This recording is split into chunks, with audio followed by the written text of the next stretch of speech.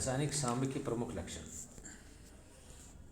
रासायनिक साम्य के कुछ प्रमुख लक्षण होते हैं जिनको एक एक करके हम अच्छी तरह से समझेंगे।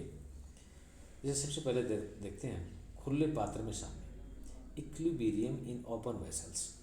गैसीय अभिक्रियाओं में साम्य खुले पात्र में स्थापित नहीं हो सकता, क्योंकि साम्य तभी स्थापित होगा जबकि अभिकारक और उत्पादों को बाहर नहीं निकलने दिया जाए। गैसीय अभिक्रिया में खुले पात्र में यह संभव नहीं है। यदि अभिकारक और उत्पाद कोई बाहर निकलता है तो स्वाभाविक है कि साम्य स्थापित नहीं होगी। यदि अभिकारक और उत्पाद मिश्रित द्रव अवस्था में हो तो खुले पात्र में आसानी के साथ साम्य स्थापित हो जाएगा। फॉर एग्जाम्पल, अगर हम लिक्विड में लें तो रिएक्टेंट्स एथेनॉल लें और एसिटिक एसिड लें तो उनमें साम्य अवस्था स्थापित होगी और बनने वाले उत्पाद होंगे इथाइल एस्टेट और वाटर। अब आइए देखते हैं हम अभिकारकों और उत्पादों की स्थिर सांद्रता, the constant concentration of the reactants and products. एक निश्चित ताप पर साम्य अवस्था बंद पात्र में स्थापित होती है, राइट। और साम्य की अवस्था में बचे हुए अभिकारक एवं बने हुए उत्पादों की सांद्रताएं स्थिर हो जाती हैं। किसी अभिक्रिया में साम्य अवस्था ज्ञात करने में इन्हीं लक्षणों को आधार बनाया जा सकता है। माना कि एक बंद पात्र में हाइड्रोजन और आयोडीन लेकर क्रिया कराते हैं, विभिन्न समय अंतरालों पर बने हुए HI की मात्रा ज्ञात करते हैं। जैसे ही बने HI की सांद्रता स्थिर हो जाती है, ये मान निकाल लिया जाता है ना। अर्थात H2 प्लस आयोडीन और साम्य अवस्था और 2HI स्थापित हो गई है। साम्य अवस्था दोनों ओर से स्थापित हो सकती है। किसी भी अभिक्रिया की साम्य अवस्था अभिकारक अथवा उत्पाद दोनों में से किसी को भी लेकर प्राप्त की जा सकती है। उदाहरण के लिए nitrogen gas plus 3 hydrogen gas साम्य अवस्था और 2 मोल अमोनिया गैस।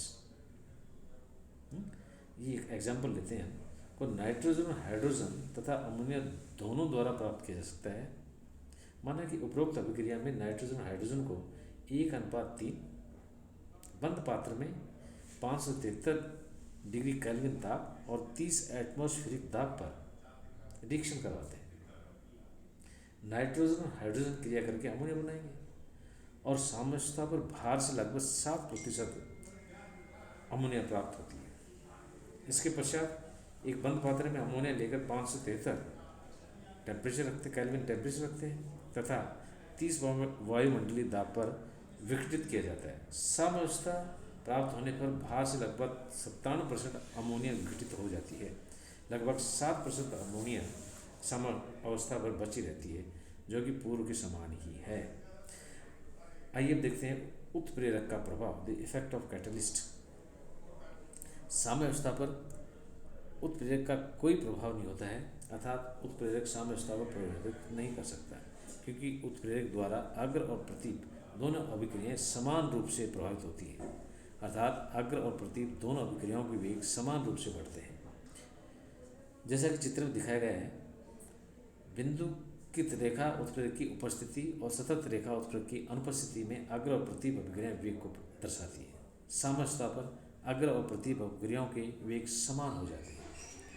इस प्रकार से चित्र 3.2 से बिल्कुल स्पष्ट है कि उत्प्रेरक मिलाने पर साम्य अवस्था स्थापित होने में समय कम लगता है, अर्थात T1 is greater than T2 और यह T2 is less than T1।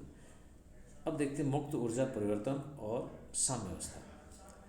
प्रत्येक अभिक्रिया की साम्य अवस्था पर मुक्त ऊर्जा परिवर्तन शून्य होता है, अर्थात गिब्स फ्री एनर्जी में जो परिवर्तन होगा वो 0 के बराबर होगा।